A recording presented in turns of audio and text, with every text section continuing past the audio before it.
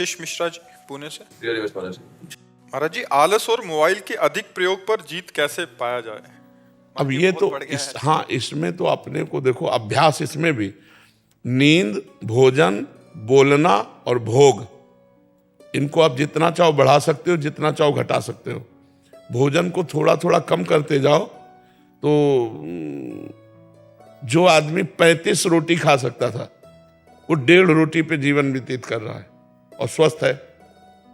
35 जब साधना में तो 1.5 रोटी पे अब जीवित है और 35 रोटी पाने वाला।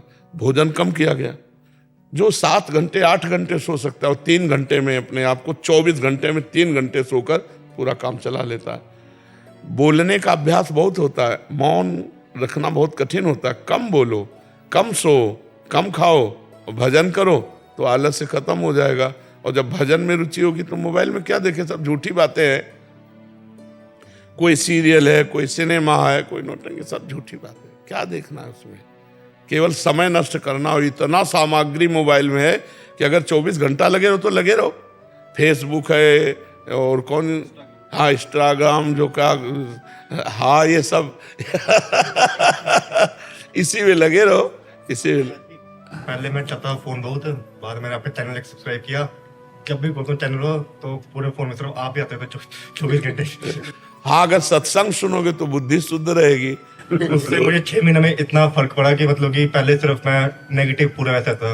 कश्मीर मेरी पोस्टिंग है बैंक में जी, वहाँ रहना मतलब कि अकेले कश्मीर में वैसा माहौल भी नहीं है वहाँ, मतलब कि रहना वैसे। अब सिर्फ राधा नाम सुबह सुबह लो, उसका आपने कहा चतुरासी जी पढ़ो, वो पढ़ो, फिर सब करो। मतलब कि अपने बुक बोलती साधक संजीवनी, वो पढ़ो। उससे मतलब कि इतना थोड़ा पॉजिटिव होता है फिर कि बस जो है बस यही है। बहुत सुंदर, बहुत सुंदर, बहुत सुंदर। महाराज श्री ऐसा होता है कि जैसे आपका रील देखते कोई, ठीक है, तो फिर एकदम उत्साह होता है कि अब इस सुबह 4 बजे उठेंगे, 4 बजे का अलार्म भी लगा दूंगा मैं, और इतना घंटा मतलब माला करना है, मोबाइल सिर्फ आधा घंटा यूज करना है वरना स्विच ऑफ करके रख दूंगा। और 4 बजे का अलार्म 5 बजे, 6 बजे, 7 बजे। हमने जीवन में कभी अलार्म नहीं लगाया। 1 बजे जगते, मतलब 1 बजे जगते नहीं, 1 बजे तुम शौचालय में जाते, कहो 11 बजे जग जाए, कहो 12 बजे जग जाए, कहो 11:30 बजे जग जाए। कैसे उठा जाता है? ऐसे थोड़ी उठा जाता है कि रजाई से झांक लिया, घड़ी देख लिया। पहला काम रजाई फेंको, पहला काम रजाई को फेंको और उठ के बैठ जाओ। और अगर झपकी आने लगे तो उतर के खड़े हो जाओ, टहलो, पानी पियो, शौच स्नान करो, फिर अपने साधन में लग जाओ। अलार्म थोड़ी उठाता है। अब और हम कह रहे हैं कि आप संकल्प करके लेटो कि मैं 3:30 बजे उठूं, तो आप देखोगे आपकी आंख खुलेगी और घड़ी में देखोगे 3:30 बजे। वो परमात्मा आपके संकल्प की पूर्ति करे। कभी घड़ी और अलार्म ये सब करो, अपने समय से उठ जाओ। अभ्यास से ऐसा हो जाता है। तो इसके लिए थोड़ा मेहनत करनी पड़ेगी कि अब जैसे अलार्म बजा, सुना तो तुरंत उठ जाओ, एकदम उठ जाओ, बिल्कुल आलस्य मत करो। ऐसा करो, पहले बिस्तर से हटो, रजाई फेंक दिया, बाहर हो गए और फिर एकदम मुंह आदि धो करके फिर नाम जप करने लगो, जो अपनी दिनचर्या में लग जाओ। 4 बजे तो बहुत कम है, 4 बजे तो यहाँ सत्संग शुरू होता है। लोग रोड में रात्रि में कैसे खड़े रहते हैं, तो पूरी रात भर लोग खड़े रहते हैं। तो हमें लगता है अगर हम अभ्यास करें तो हो सकता है, ठीक है। और मोबाइल का हम ये नहीं कह रहे कि आप बिल्कुल घंटा आध घंटा नियम रखें, हर समय मोबाइले में चिपना। आजकल तो ऐसे लोग कि गाड़ी भी चला रहे हैं तो मोबाइल का प्रयोग कर रहे, मरोगे और मारोगे। गाड़ी चलाते समय मोबाइल का बिल्कुल प्रयोग नहीं करना चाहिए। ऐसे में लगे तो कहाँ 1 सेकेंड में सामने वाला तुम्हें ठोक देगा या तुम सामने वाले को ठोक दोगे। मोबाइल बहुत अच्छी चीज है, बहुत बुरी चीज है, दोनों बातें। अच्छी चीज है कि आप अच्छे उसमें से चैप्टर ले सकते हो, प्रसंग ले सकते हो, समय पर आप किसी को फोन कर सकते हो। बचाव पक्ष में बहुत है और फंसाव पक्ष में भी बहुत है। तो इसलिए विवेक का प्रयोग करो, अच्छा ग्रहण करो, बुरा का त्याग कर दो। अभ्यास युक्त रहो जिससे आपकी नींद आदि नियत समय पर हो जाए। कै बजे सोते हो? जब आप उठते हैं। जब आप उठते हैं तब से। वैसे तो भले आदमी 5-6 बजे भी उठ जाते हैं, कोई तो 11 बजे तक सोते हैं। तो कोई 2:30 बजे उठने वाले भी बड़े हैं जी, दोपहर को 2:30 बजे उठने। तो फिर नहा धो के खा के फिर सो जाए।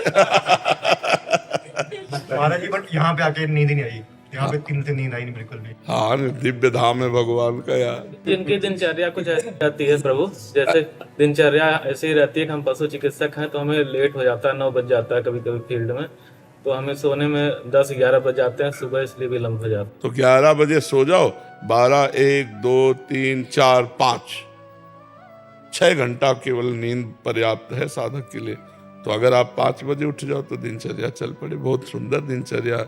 अभी देखो 7:15 बजे हैं, अभी लग रहा है कि सूर्योदय होने वाला है। नहीं, अब लग रहा है कि सूर्योदय होने वाला है। तो हमें लगता है अगर 5 बजे भी उठ जाओ तो पर्याप्त है। 6 घंटा सोना चाहिए गृहस्थ आदमी को। साधु महात्माओं को 3 घंटा 4 घंटा जितने में निपटा ले।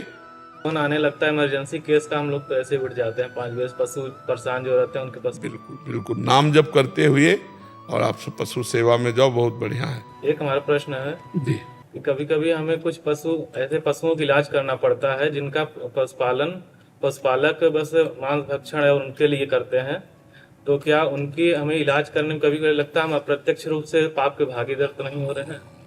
लेकिन आप तो उसके रोग निवारण के लिए जो गए हैं, वो हत्या के लिए पाल रहे हैं, स्वस्थ करके उसका मांस खाना चाहते हैं। लेकिन आपका उद्देश्य ऐसा नहीं है। आपका उद्देश्य केवल पशु को स्वस्थ करने का है। आपको आगे की बात नहीं सोचनी है। आपके पास मन में बड़ा व्यथित होते हैं कि हम इसको यहाँ बचा रहे हैं लेकिन आगे चल के इसको और दूर। हाँ, पर आगे की बात ना सोचो। वर्तमान के प्राप्त सेवा को आप केवल उस समय देखो कि इस समय इस पशु को मुझे बचाना है, मेरा कर्तव्य है इसे दुख रहित करना।